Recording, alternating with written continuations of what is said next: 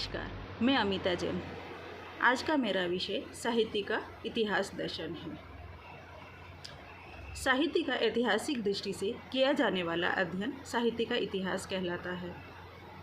एक इतिहासकार जिन दृष्टिकोणों, विचारों, धारणाओं के आधार पर साहित्य का अध्ययन करता है वह साहित्य दर्शन कहलाता है।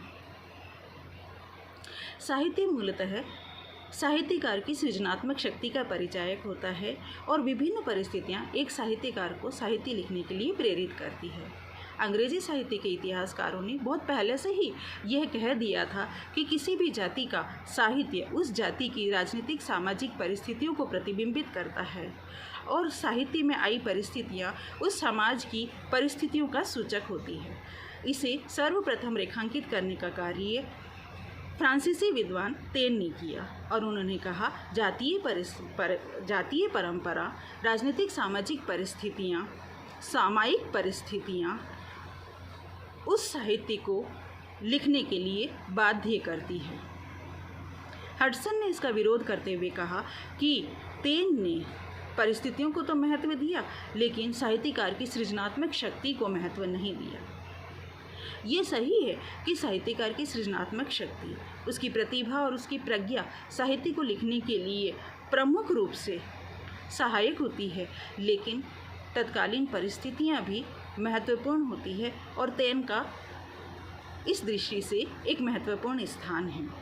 जर्मन चिंतकों ने युगीन परिस्थितियों को विशेष महत्व दिया और उन्होंने कहा तत्कालीन युग की राजनीतिक सामाजिक परिस्थितियाँ साहित्य को लिखने के लिए प्रेरित करती है और वही साहित्य में प्रतिबिंबित होती है। एच काफे ने गेटे का अध्ययन इसी प्रकार से किया है। लेकिन ये दृष्टिकोण एकांगी है। परंपराएं भी साहित्य को लिखने के लिए प्रेरित करती है। यह साहित्य लिखने में विशेष महत्वपूर्ण भूमिका निभाती है। मार्क्सवादी चिंतकों ने अलग तरह का सिद्धांत स्थापित किया है। उन्होंने कहा है द्वंद्वात्मक भौतिक विकासवाद, वर्ग संघर्ष, आर्थिक परिस्थितियां साहित्य को लिखने के लिए उत्तरदायी होती है। सैमुएलन ने रूसी साहित्य का अध्ययन इसी प्रकार से किया है, परंतु यह दृष्टिकोण पूर्णतः एकांगी है। ये चिंतक कहते हैं कि साहित्य में वर्ग संघर्ष ही प्रतिबिंबित होता है, वही साहित्यकार को आवेशित करता है, वही साहित्य लिखने की भूमिका है और वही साहित्य में स्थान प्राप्त करता है। किसी भी महान साहित्यकार का अध्ययन केवल इस दृष्टिकोण से नहीं किया जा सकता है। उसका चिंतन, उसकी अपनी सोच, उसका अपना दृष्टिकोण साहित्य को लिखने के लिए प्रेरित करता है। ये दृष्टिकोण पूर्णतः एकांगी है। मनोवैज्ञानिक, मनोविश्लेषक, चिंतकों ने साहित्य का अध्ययन मूलतः शैलीगत अध्ययन किया है और उन्होंने कहा है कि साहित्य की शैली मन की स्थितियों पर आधारित होती है, लेकिन ये दृष्टिकोण भी एकांगी है। साहित्य का पूर्ण अध्ययन इस आधार पर नहीं किया जा सकता है। सभी दृष्टिकोणों को यदि देखें तो मूलतः जो तत्व हमारे सामने आते हैं वो है साहित्यकार की सृजनात्मक शक्ति, वो तो होती ही है। इसके अलावा राजनीतिक सामाजिक परिस्थितियाँ साहित्यकार को लिखने के लिए प्रेरित करती है और इन परिस्थितियों से उपजा हुआ द्वंद्व जो साहित्यकार को आलोड़ित विलोड़ित करता है, साहित्य को लिखने के लिए उत्तरदायी होता है और इस द्वंद्व में संतुलन साहित्यकार अपने साहित्य के माध्यम से करता है।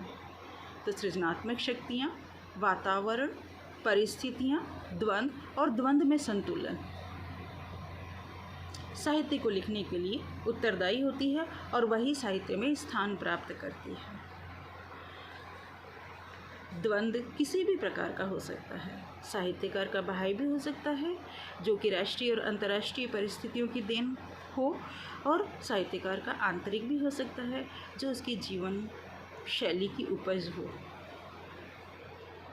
और यही द्वंद्व साहित्य की विभिन्न प्रवृत्तियों, साहित्य की विभिन्न आंदोलनों को गति देता है और यही साहित्य का विकास करता है। यदि हम हिंदी साहित्य को देखें और ये हिंदी साहित्य के इतिहास को देखें तो हम देखते हैं कि आचार्य रामचंद्र शुक्ल ने तत्कालीन स्थितियों को महत्व दिया है, तो आचार्य हजारी प्रसाद द्विवेदी ने परंपराओं को महत्व दिया है। और तत्कालीन स्थितियाँ और परंपराएं और भारतीय दर्शन में व्याप्त सृजनात्मक शक्ति और प्रतिभा जो कि साहित्यकार की अपनी होती है, साहित्य को लिखने के लिए प्रेरित करती है। और इन्हीं आधारों पर जब साहित्य का अध्ययन किया जाता है तो वो पूर्ण अध्ययन कहलाता है या पूर्ण अध्ययन होता है। निष्कर्षतः हम कह सकते हैं कि साहित्यकार की सृजनात्मक शक्ति तत्कालीन वातावरण, राजनीतिक, सामाजिक, आर्थिक, धार्मिक परिस्थितियाँ और इन परिस्थितियों से उपजा हुआ द्वंद्व और द्वंद्व में संतुलन या अभीष्ट लक्ष्य की प्राप्ति की इच्छा की जिज्ञासा साहित्य लिखने को प्रेरित करता है। साहित्य में यही प्रतिबिंबित होता है और साहित्य की विभिन्न प्रवृत्तियों में यही दिखाई देता है और इसी आधार पर हमें इन साहित्य का अध्ययन करना चाहिए। धन्यवाद।